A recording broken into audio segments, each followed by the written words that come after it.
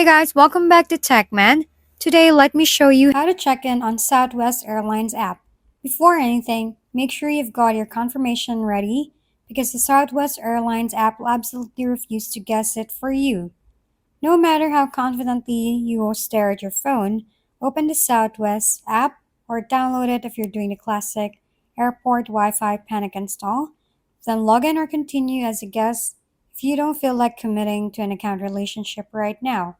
From the home screen, go into My Trips section where your book flights lives like a digital boarding pass waiting room. Tap on the check-in option, then enter your confirmation number, first name, and last name exactly as they appear on your booking.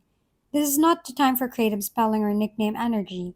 Keep in mind, check-in only opens 24 hours before departure, so if you're early, you're basically just hovering outside the gate like an excited ghost. Once it's available, tap retrieve, confirm your flight, and you'll be checked in almost instantly. You can then grab your boarding position and feel a small victory before the real chaos of boarding Group A, B, or where are we all standing up at once begins. If we've been helpful, kindly give us a thumbs up and don't forget to hit the subscribe and bell button for more contents.